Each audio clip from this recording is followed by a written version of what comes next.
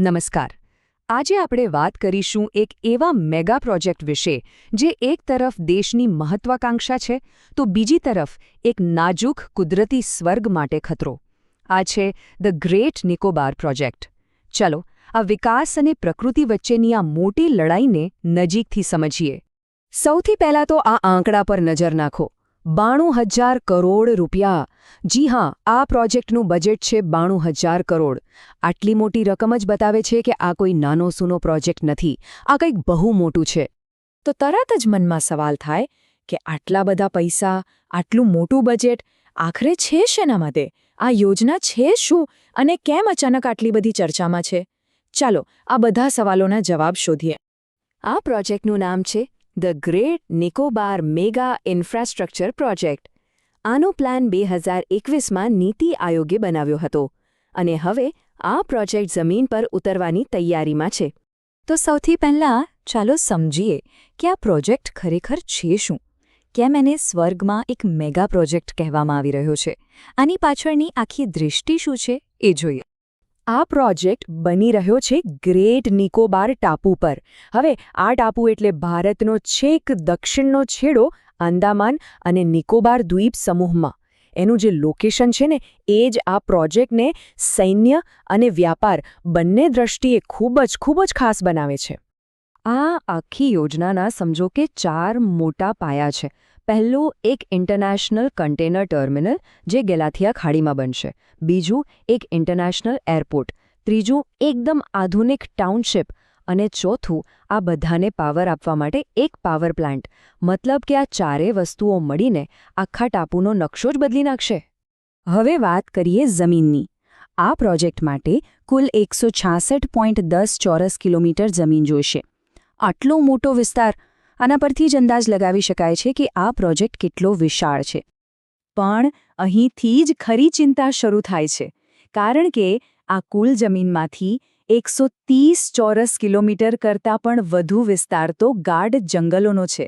અને આ કોઈ સામાન્ય જંગલ નથી. આ યુનેસ્કો દ્વારા સુરક્ષિત કરાયેલ બાયોસ્ફિયર રિઝર્વનો હિસ્સો છે. એટલે કે જૈવ વિવિધતાનો એક એવો ખજાનો જે ખૂબ જ મૂલ્યવાન અને નાજુક છે. તો સવાલ એ થાય કે આટલી સંવેદનશીલ જગ્યાએ જ કેમ? શા માટે નિકોબાર? અને અત્યારે જ આ પ્રોજેક્ટ કેમ? ચાલો એની પાછળની વ્યૂહરચના સમજીએ. જુઓ, આ ટાપુનું લોકેશન જ બધું કહી દેશે. એ મલાક્કાની સામુદ્રધુનીની બિલકુલ નજીક છે. હવે આ મલાક્કા સ્ટ્રેટ એટલે હિન્દ મહાસાગર અને પ્રશાંત મહાસાગરને જોડતો દુનિયાનો સૌથી વ્યસ્ત અને સૌથી મહત્વનો દરિયાઈ રસ્તો. જેનું અહીં વર્ચસ્વ હોય એ વૈશ્વિક વેપાર પર નજર રાખી શકે છે. આ એક ચોક પોઈન્ટ છે. તો આ પ્રોજેક્ટ પાછળના મુખ્ય હેતુઓ શું છે? એક, હિન્દ મહાસાગરમાં ચીન જેવી શક્તિઓની હિલચાલ પર નજર રાખવી. બીજું, આપણા જહાજોને અત્યારે સિંગાપુર અને કોલંબો જેવા બંદરો પર જવું પડે છે, એ નિર્ભરતા ઘટાડવી. અને ત્રીજું, ભારતની એક્ટ ઈસ્ટ પોલિસીને જબરદસ્ત બળ આપવું, જેથી સાઉથ ઈસ્ટ એશિયા સાથે આપણા સંબંધો વધુ મજબૂત બને. ટૂંકમાં કહીએ તો આ પ્રોજેક્ટ મેરીટાઈમ ઇન્ડિયા વિઝન 2030નો એક ખૂબ જ મહત્વનો હિસ્સો છે, જેનું સપનું છે ભારતને દુનિયાની એક મોટી દરિયાઈ તાકાત બનાવવાનું. સારું, આ બધા વ્યૂહાત્મક ફાયદાઓ તો સમજાયા, પણ સિક્કાની બીજી બાજુ પણ છે. આટલી મોટી મહત્વાકાંક્ષા પૂરી કરવા માટે આપણે કઈ કિંમત ચૂકવવા તૈયાર છીએ?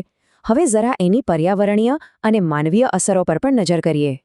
હવે વાત કરીએ એ કિંમતની જે આ સ્વર્ગ જેવી જગ્યાએ ચૂકવવી પડી શકે છે. એટલે કે પર્યાવરણ અને ત્યાં રહેતા લોકો પર શું અસર થશે? અહીંયા તમે જુઓ, આ પ્રોજેક્ટના 2 ચહેરા સ્પષ્ટ દેખાય છે. એક તરફ વેપાર પર નિયંત્રણ અને રાષ્ટ્રીય સુરક્ષા જેવા મોટા ફાયદા છે, તો બીજી તરફ જંગલોનો નાશ, દુર્લભ જીવો પર ખતરો અને સ્થાનિક આદિવાસીઓના વિસ્થાપન જેવી ગંભીર ચિંતાઓ છે. આ વિકાસ અને પર્યાવરણ વચ્ચેની એક ખૂબ જ જટિલ અને મોટી ટક્કર છે. આ ટાપુ પર્યાવરણની દૃષ્ટિએ એક ખજાનો છે, એક ઇકોલોજીકલ હોટસ્પોટ. અહીં 2 નેશનલ પાર્ક આવેલા છે. અને સૌથી મોટી વાત, આ દુનિયાના સૌથી મોટા દરિયાઈ કાચબા એટલે તે જાયન્ટ લેધરબેક ટર્ટલ માટે ઈંડા મૂકવાની દુનિયાની કેટલીક ખાસ જગ્યાઓમાંથી એક છે. આ પ્રોજેક્ટથી આખી નાજુક સિસ્ટમ પર સીધો ખતરો ઊભો થયો છે. અને વાત માત્ર પર્યાવરણની નથી. નિકોબાર આદિવાસી પરિષદે ગંભીર આરોપ લગાવ્યો છે. એમનું કહેવું છે કે જિલ્લા પ્રશાસન અમારી પર અમારા વડવાઓની જમીન છોડી દેવા માટે દબાણ કરી રહ્યું છે. આ વાત પ્રોજેક્ટના માનવીય પાસાને સામે લાવે છે. આ પ્રોજેક્ટથી શોમ્પેન અને નિકોબારીઝ જેવા આદિવાસી સમુદાયો પર સીધી અસર પડશે. આ લોકો સદીઓથી ત્યાં રહે છે. તેમની આખી સંસ્કૃતિ, તેમની જીવનશૈલી બધું જ આ જંગલ અને દરિયા સાથે જોડાયેલું છે. આ પ્રોજેક્ટ તેમના અસ્તિત્વ સામે જ એક મોટો સવાલ બનીને ઊભો છે. તો આટલા બધા વિરોધ અને ચિંતાઓ વચ્ચે આ પ્રોજેક્ટ કાયદાકીય રીતે ક્યાં ઊભો છે? શું એને મંજૂરી મળી ગઈ છે? ચાલો એના કાનૂની પાસા પર એક નજર કરીએ. હમણાં જ દેશની નેશનલ ગ્રીન ટ્રિબ્યુનલ એટલે કે એનજીટીએ આ પ્રોજેક્ટને પર્યાવરણીય મંજૂરી આપી દીધી છે. એનજીટીએ કહ્યું કે આ પ્રોજેક્ટ રાષ્ટ્રીય વ્યૂહાત્મક મહત્વ ધરાવે છે અને એટલે એમાં દખલ કરવી યોગ્ય નથી. પણ હા, આ મંજૂરી કેટલીક શરતો સાથે આવી છે. એનજીટીએ સ્પષ્ટ કહ્યું છે કે પરવાળાના ખડકો એટલે કે કોરલ રીફ્સને નિષ્ણાતોની દેખરેખ હેઠળ બીજી જગ્યાએ ખસેડવા પડશે. કાચબાઓના ઈંડા મૂકવાની જગ્યાઓનું રક્ષણ કરવું પડશે અને પર્યાવરણના નિયમોનું કડકપણે પાલન થાય એ પણ જોવું પડશે. પણ વાત અહીં પૂરી નથી થતી.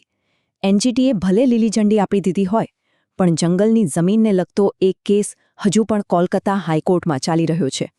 એટલે આ પ્રોજેક્ટનું ભવિષ્ય હજુ પણ પૂરી રીતે નક્કી નથી થયું. અંતમાં આ પ્રોજેક્ટ આપણી સામે એક બહુ મોટો અને મૂળભૂત સવાલ મૂકી જાય છે.